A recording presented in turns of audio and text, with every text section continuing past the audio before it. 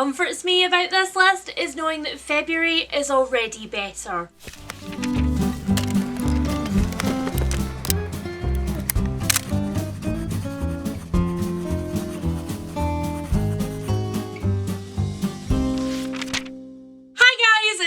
And welcome back to another video. Today it is time for the very first tops and bottoms of 2024. I said that like it required a lot of fanfare, but it really doesn't this month. Without putting too fine a point on it, if it wasn't for rereads and one TBR veteran that saved the day, this would be a list entirely made up of bottoms, which is definitely common in some circles, but not here. So for the very first time in 2024, if you are new here, tops and bottoms is the way in which I wrap up my reading month by telling you only about the tippy top, the best of the best, the creme de la creme, if you will, and the worstest, most you should be ashamed of yourself bottomiest bottoms of all of the books that I read. Normally, all things being equal, my tops and bottoms is usually quite evenly spread. Sometimes we even get to go top, bottom, top, bottom, top. But unfortunately this month that was not the way the cookie did crumble, because the theme of the books that I have to report on this time around was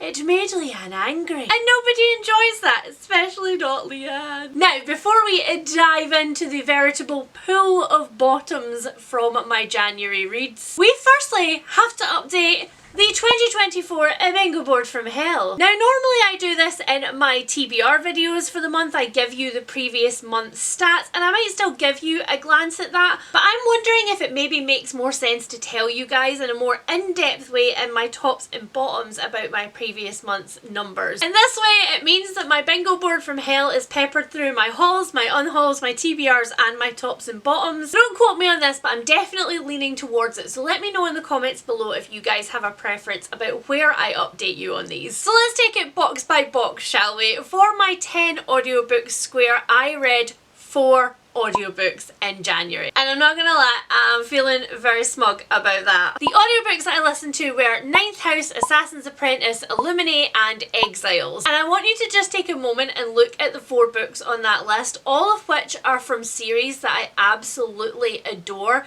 and tell me your prediction for which one of those ended up in the bottoms this month. Next up, we of course have my square that you and I love to hate the most, and that is my read 60% of my 2024 purchases square, and I read 2 books in January. I read Monsters by Claire Dederer and Erotic Vagrancy by Roger Lewis, and you guessed it, both of those are also featured in this video.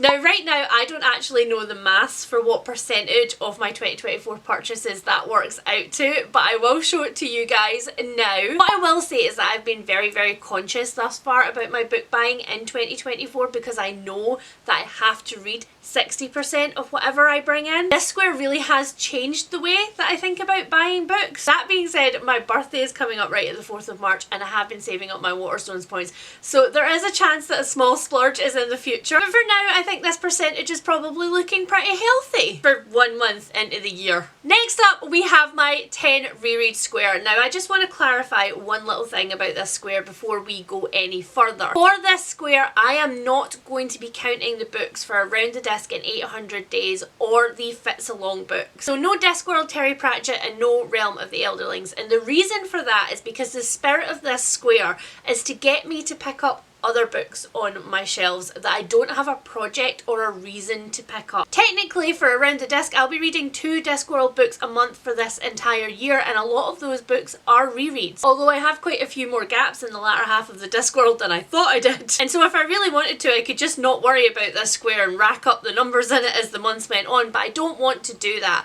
The whole purpose of this square is to get me to pick up favourites that are just languishing on my shelves that I don't give myself permission to reread because I'm like, everything has to be new content. So although in January these 3 books were rereads, we won't be counting Assassin's Apprentice for this square, so I get 2 points in this square for January, which actually I'm quite pleased about. I'm genuinely quite thrilled that most of these boxes have at least 1 point in them. Next up we have my TBR Veteran Square, and in January I get 2 points for this one because these two books that I picked up were TBR Veterans. One of them I read when I ended up DNFing, but either way they're no longer sitting on my shelf, so I'll have the points please. Next up we have my random emoji pick. I had the hug emoji for January, and the book that felt like a hug for me was A Stroke of the Pen by Terry Pratchett. We took a break from Around the Disc in 800 Days in January, and apparently a month without any Terry Pratchett and it was no longer a normal thing for me, so I picked this one up and this one gets me a point. Then we have series tracker reads. Now, January definitely saw the resumption of a few series for me, the Fits Along being one of them, but the only actual progress we made in moving books off of my series tracker and finishing series tracker books that I had not read, that I am not rereading, was Exiles by Jane Harper, so I get 1 point in this square. This square is looking kind of sticky for 2024, I'm not gonna lie. Next we have my non-fiction square, and I get 3 points for January because I read these 3 books here, and only one of them I will not be ranting about today. And then finally we have my rainy day square, and 2 of the books that I picked up in January count for that. First of all, The City We Became by N.K. Jemisin, and then again Exiles by Jane Harper. And again, of course, just for clarification of the rules purposes, because we are only in February, as you can see, books do of course count for more than 1 square on the bingo board. And the way that I work this out and keep track of this is that I have columns at the end of my reading tracker for each of the squares on my bingo board, and I can just say yes or no, does it count for those, and that's how I work it out. Just in case you guys are also looking for a technique to keep track of your numbers for 2024, that's how I do it. It's as foolproof a method as I have come up with thus far. So now that we have got the numbers out of the way, let's talk a little bit more in depth about the books that I read in January and what I thought about them. Now, I did say at the start of this video that there are more bottoms on this list than there are tops, and part of that is because I've kind of lumped together in my head Ninth House, Assassin's Apprentice and Illuminae, because for me all 3 of those books were books that we all know that I absolutely adore. I picked up Assassin's Apprentice for the start of the Fits Along, and Robin Hobb's writing, her world feels like coming home to me. I feel like I've walked in the kitchen door of a really familiar farmhouse and I am seeing all of my favourite characters just hanging out with each other again, catching up on what they've been up to. It was an absolute joy, and because I read it for the Fits Along, I was taking notes, so I was taking apart lots of little details, and I just had a blast. I had the best time. And just to keep you guys in the loop, the date for the live show of the first Fits Along is here, thing on screen, because I can't remember it off the top of my head right now. But by the time this video goes live, that will be on my channel page. You will be able to go to that video and hit the reminder button to be notified when I go live. So stick that one in your diaries if you are joining in with the Fits Along. But that's the reason why for my tops and bottoms, although a lot of the books in Realm of the Elderlings will very much end up in either the top or bottom position, I'm probably not going to talk about them in as much detail here because we're going to pull them all apart in the live shows. And although I'm not running a read along for them, that is kind of exactly the case for Ninth House and also Illuminae. They are both books and series that I have talked about ad nauseum on my channel. You guys know that I am completely devoted to both of them. I read Ninth House for the first time at the start of last year and I reread it at the end of the year,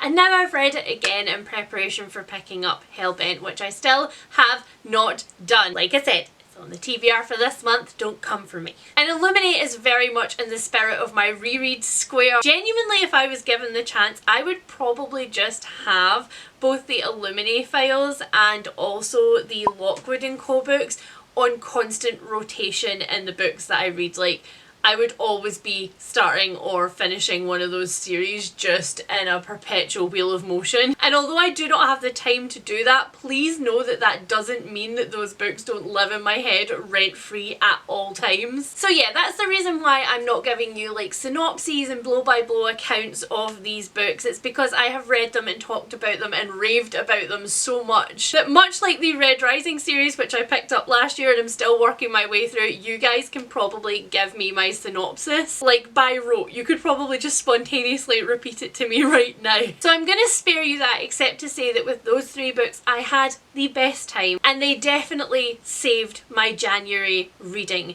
because the other half of it was not so freaking good. So first up, with the books that were new to me this month that were on my tops and bottoms, I am going to give you one that is neither a top nor a bottom. It is just kind of a meh. And I wonder if you guys have guessed what that book is now from my hints when I was going through my bingo board.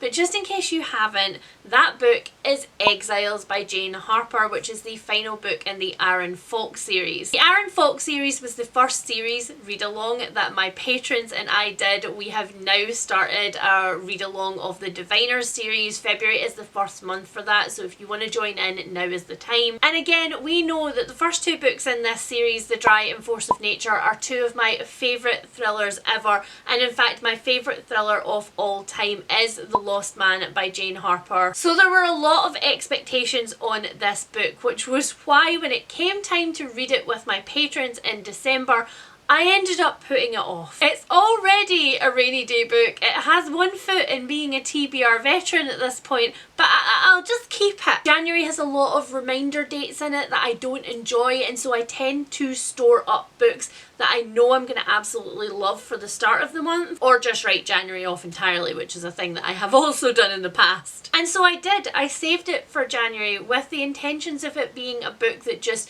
dragged me through the pages at whip crack speed like all of the other Aaron Falk books have, like all of Jane Harper's books have. And instead, it really didn't do that. In fact, the best thing that this book has going for it is that it was the first book that I read on audiobook from my library. And when I say that that is the most exciting thing that it has to offer, believe me when I also tell you that I am gutted about that. So in case you aren't familiar with the Aaron Falk series, Aaron Falk is a fraud detective. That is what he does. He does not deal with dead bodies. He does not deal with kidnappings or missing persons or anything like that. And the reason that in the first book, The Dry, he gets dragged into a murder case is because he's returning to the funeral of an old friend who has been accused of killing his family and then killing himself, and his remaining family members don't believe that he did it and ask Aaron to look into it. And that is very much how all of the cases happen in this series. They're kind of like tangentially related to something that he's doing for his actual job,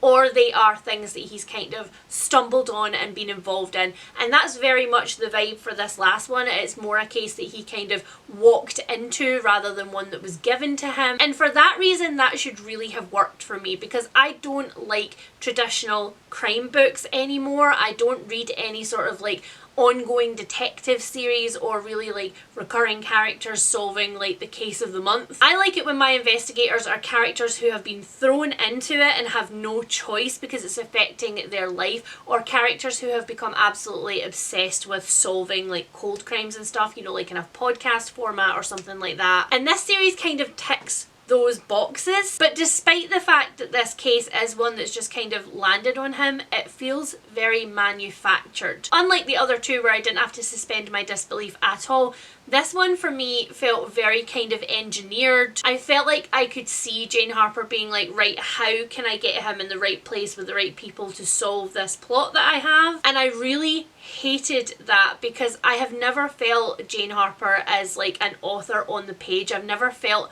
her voice or herself kind of like pulling the strings and maneuvering pieces around the board. Also, the pacing of this one is kind of like really slow compared to the others. There were definite points in this book where I was like, nah, I feel like you could have summed up that duration, or I didn't need to know that in quite as much detail as you gave it to me, which was really sad, because I was just hoping that it was going to consume me the way that the others had. And I don't know, it's not a terrible book. There were definitely things that I loved in here. I loved Falk's relationship to Racco, who is a character who has been in and out of the other 2 books, and who Falk has just kind of been absorbed into his family. I really enjoyed that. It was a found family bit that I did not expect to get from this last book. And although I did really enjoy being back in Falk's point of view, I do really enjoy his very kind of stoic, deep zinger sarcasm, and the way that he's just perpetually like, I again? How?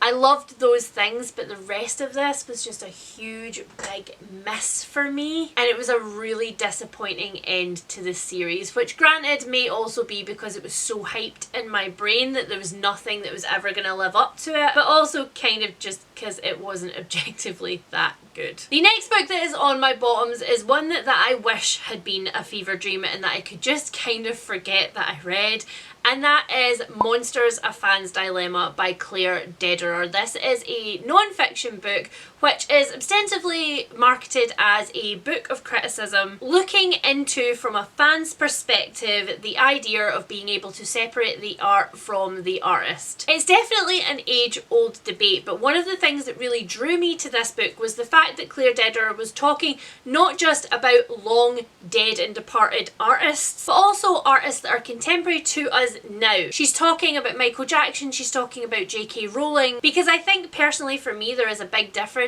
in the discussion of separating the art from the artist when we're talking about long dead artists who we can also kind of situate in their time period and in their views. And when we look at and study their work, we can objectively look at the historical landscape around them and be like, okay, what were the views on race and sexuality at the time? What were the class views? What wars were going on? You know, like, what things were popular and in the consciousness of the time, versus artists who are alive now, who are still actively creating art, or who are still making decisions about what is done with their art or who is allowed to access their art, or who are still actively hurting marginalised communities. And the other thing that drew me to this book was that a lot of people had said, no, actually Claire Dederer does actually make some solid conclusions at the end of this book, because I find when people talk about this subject they are very reluctant to make conclusions because it feels like a sweeping statement that has to apply to all cases. Unfortunately, all of the things that I was excited in finding about this book were none of the things that I actually found. For a start, this is not really just a book of criticism. For the most part, we're not really having any deep discussions about the morals of actually ingesting any of these artists' art. Instead, this is a very, very thinly veiled memoir from Claire Dederer, who is actually a memoirist. For me, this book felt a lot like this book about friendship that I read last year, the name of which escapes me right now, partially because I've erased it from my consciousness. Because this book was not a book about friendship, it was a book about the author going through the experience of infertility and finding that those really like solid friendships that she'd spent a lot of time trying to maintain over the years were falling away from her. But it was marketed as a book about friendship, I think, because the market is quite saturated with books about infertility and women's memoirs about it. And again, much as I said about that book at the time, there's nothing wrong with Claire Dederer wanting to write a memoir where she looks at the idea of being a fan and she looks at the idea of all of the people that she's loved in her career in criticism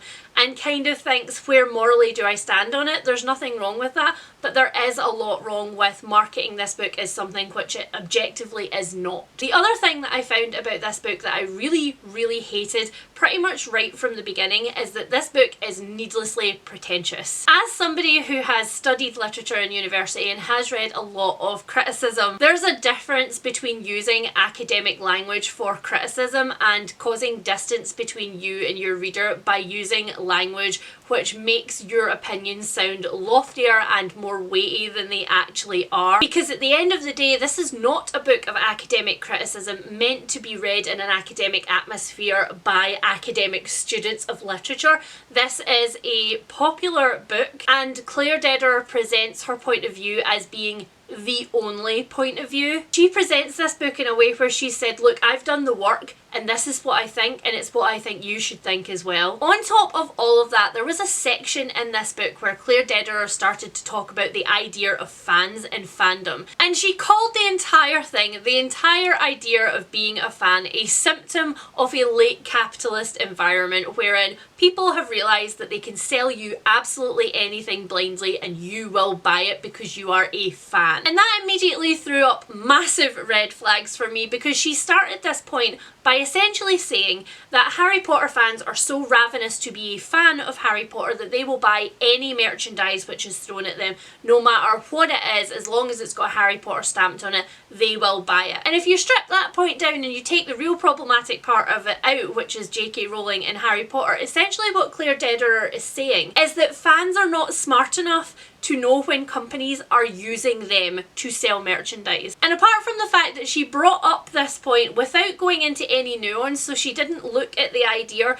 that some fans of a certain thing will not be able to afford more high-end merchandise, and so the slightly objectively crappier things that get sold are easier for people who are impoverished to buy and to enjoy. Apart from the fact that she didn't touch any of that nuance at all, her next point just went on to hammer that home with even more force, because what she said was this whole idea of being a fan has really taken away from the idea of being a true obsessive about a subject, of being truly and utterly obsessed. And I am a true obsessive of subjects. I am a person who really completely lives the thing that they love, and the idea of fans and fandom are cheapening that on the internet these days. Okay girl, you can just say I liked it before you liked it, I liked it before it was a popular thing. You don't gotta beat us over the head about it, I gotcha. And then finally, the thing that really put the nail in the coffin of this book for me was actually the J.K. Rowling chapter, because while the chapters previous to that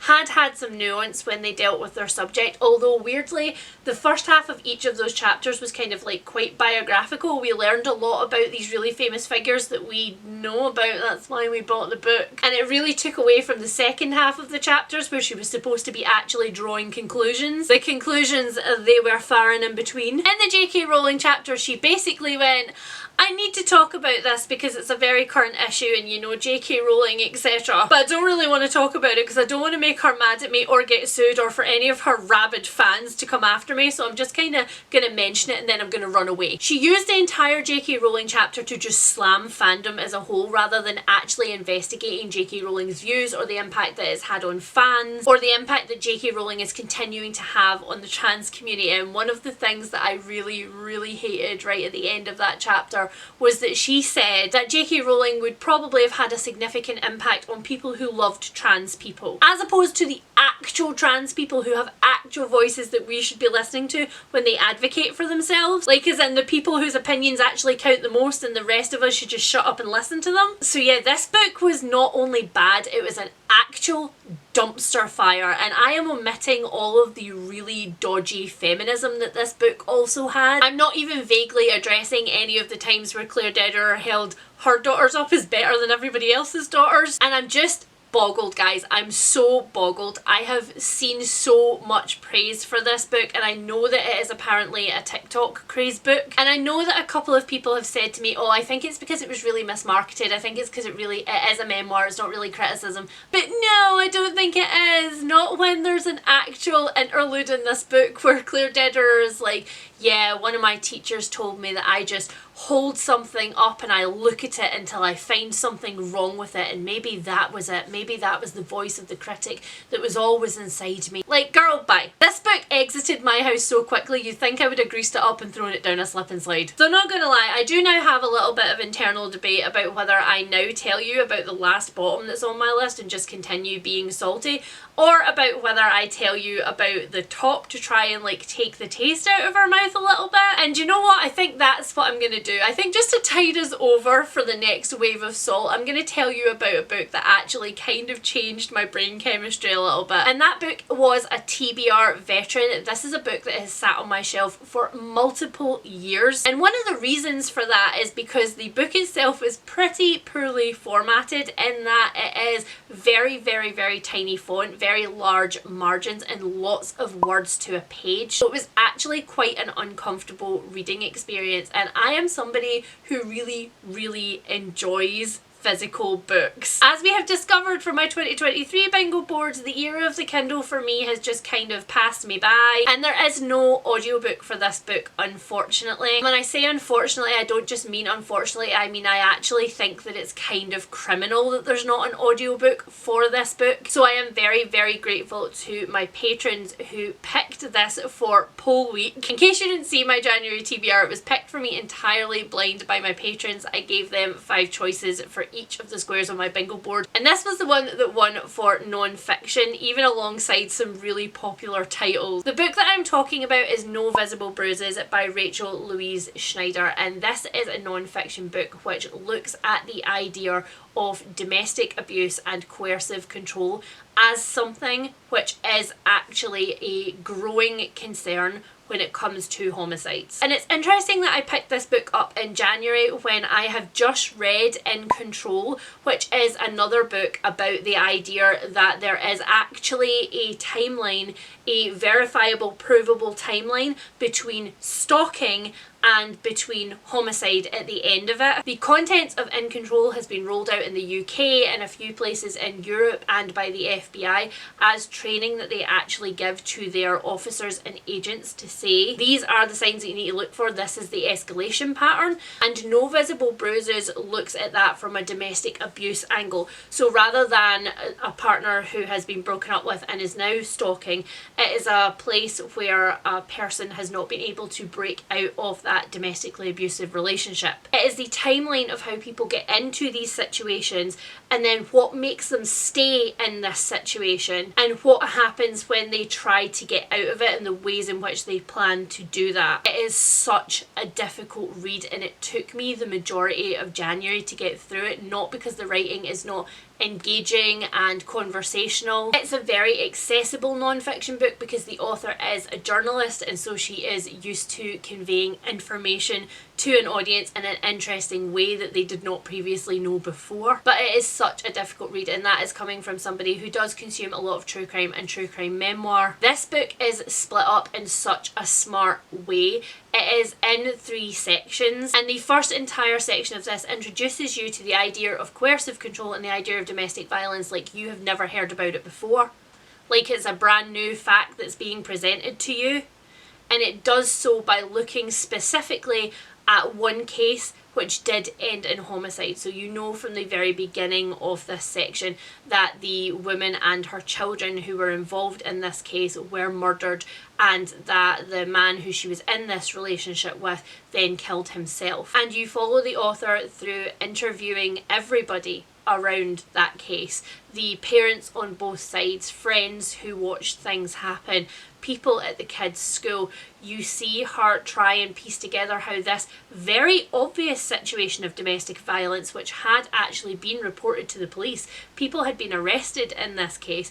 You watch her go through this and find the failings in the system and find the statistics that say that this happens a lot, and find the parts in here that are like, oh, we just didn't think we could do anything because culturally domestic abuse is still such a taboo thing for us to talk about. And it is so smart because although this is a topic which I am quite knowledgeable about, I have read a lot about it, there were still things in here where I was like, I had never even considered that. I had never looked at that way before. I had never thought in that situation I might not actually do anything. It was informative, it was eye-opening, but it was also incredibly humbling in a few places, especially when you look at some of the cases that the author talks about, which are cases which were happening completely behind closed doors where absolutely nobody knew that anything was going on. And she then goes from that to talking in the second section of the book to people who have actually committed these crimes. So she spends a lot of time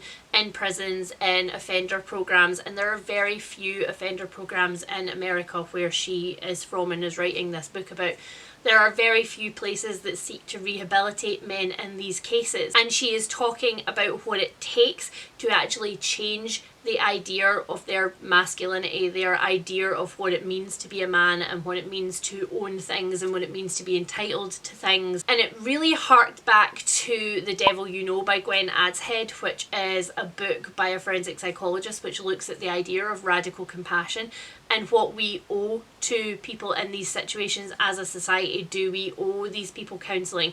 Do we owe them rehabilitation? Do we owe them a way to understand themselves, or has their crime nullified their right to access to any of this? And it was just so good. It was so good. I wish I could read it with fresh eyes for the first time again, because I'm sure that there were a bunch of things in there which I just didn't take in on first go round. I will definitely reread this one and I will be shooketh, shocked, absolutely bowled over if this is not on my top 10 books of 2024, because it is so freaking good. If you even have a passing interest in any of these subjects, I say that you need to pick this one up. And then finally we have my last bottom for this list, my last extremely salty bottom. And I find it ironic actually that this book is at the end of this list after we have talked about Monsters, which looks at the idea of separating the art and the artist, and after we have talked about No Visible Bruises, which looks at the idea of the epidemic of misogyny which exists in our culture. The book that I am talking about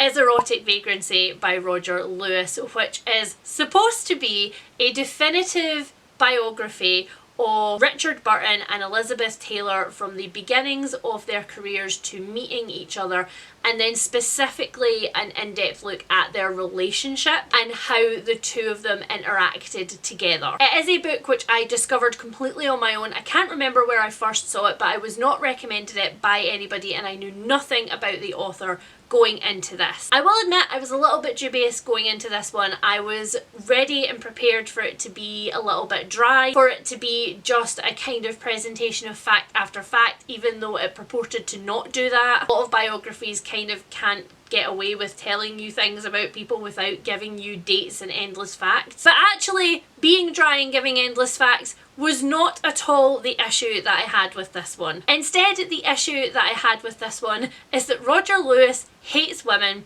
and he hates queer people, and he very, very obviously tells you about it from pretty much the second page. There is a massive introduction at the start of this, which is essentially just Roger Lewis showing you how clever he is, how well educated he is, and why he, above all other people, should actually be the one to write this story about Burton and Taylor. And in that introduction he actually uses the phrase scary feminists, as in, oh, I don't want to set off the scary feminists, but... And he proceeds to give a very tiny character portrait of both Burton and Taylor. And those two character portraits of them do not waver throughout the rest of this book, of which I read a hell of a lot before I was finally like, I can't do this anymore. This is an absolute doorstopper of a book. It is huge. You could really honestly use it as a weapon. And it is filled to the brim with exaltation, with awe, with obsession for Richard Burton. He likens him right at the very beginning to King Lear, because Burton never managed to portray King Lear at any point during his career, even though it came up and up and up and up again for him. There's all of this romantic imagery of the way that he would stand on an empty stage and look out at the dark, empty audience seats and just be so completely overcome by it all. It is very, very clear that Roger Lewis absolutely adores Richard Burton and thinks that he is the best person in the world. So much so that you kind of get the impression that Roger Lewis would quite like to be Richard Burton. However, when it comes to Elizabeth Taylor, when I say that equal opportunities were not afforded here, it is an extreme understatement. An extreme understatement. Roger Lewis essentially tells you from the first page where he introduces Elizabeth Taylor that she was absolutely insane. She was selfish. She used up her men and threw them away like they meant nothing to her. She had an issue with excess. He portrays her as the most manipulative, the most selfish person, the person who ruined Richard Burton and the person who ruined everybody's lives around her because she was just so insane. His derision for her actually rolls off the page. He is so disgusted by her. And it's so strange because he both paints her as this like really erotic figure as this beautiful thing that you should want to have, and also as this like disgusting ruination of men and people, this like extremely manipulative figure who was herself not touched by Hollywood. She was never taken advantage of, she was never manipulated into anything, she was never mistreated, she did all of the mistreating of everybody else. When I say that there is a lack of nuance here, what I mean is there is no nuance. And what really pushed me over the edge about this one is the litany of things that were actually wrong with Elizabeth Taylor. Like, her health issues were insane. She had spinal surgery, she had a brain tumour, she had so many autoimmune things wrong with her. She had endometriosis and tons of adhesions in her abdomen from all of the surgeries that she had. And yet at the end of this litany of things, of which Roger Lewis details every single one of them and all of the impacts they had, like one of them he was like, oh, she did this and it shut down the entire set of Cleopatra for days and days and days. She ruined everybody's time and like cost everybody money. At the end of this comprehensive list of all of these things that happened to her, he's then like, ugh, she was just so faking it. Like, how many things was wrong with her? It was just all in her own head. And she was taking all of these prescription painkillers, and I mean, realistically, she absolutely knew what she was doing, right? Disgusting. It's disgusting. The way that he talks about her, like, his consideration for her is that she's less than human. She's worth so much less than Richard Burton. It's actually boggling to me. But then there was one sentence in this book which made me actually Google Roger Lewis. And that sentence was, oh, you just have to have an A-level or an open university level of understanding of Shakespeare in order to understand why King Lear was significant. And I don't know, I think there's something so incredibly backwards and pretentious about the idea that distance learning is worth less than any kind of education that you get from a brick and mortar university, which just says to me that you're actually not as smart as you think you are, you're just a massive snob.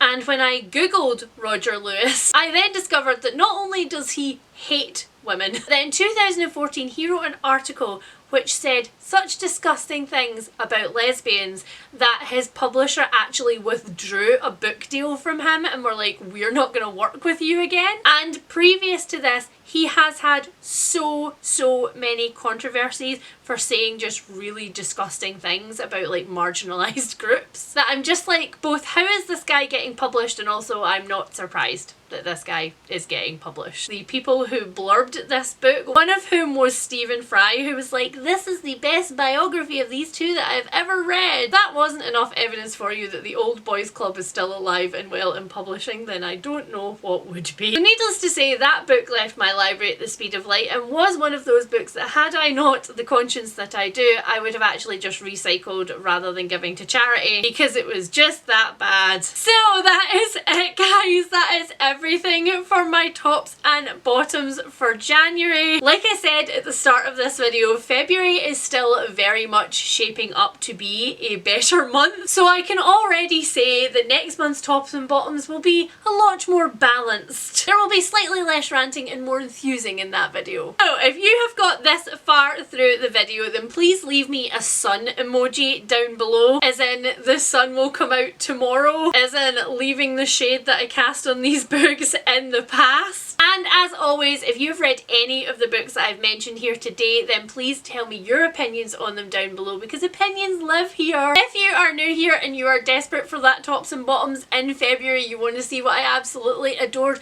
then please hit the subscribe button. And if you are a returning viewer who absolutely adores the salt content in my videos, then please hit that thumbs up on your way out, because it really does help my channel. And I will speak to you guys really soon. Bye!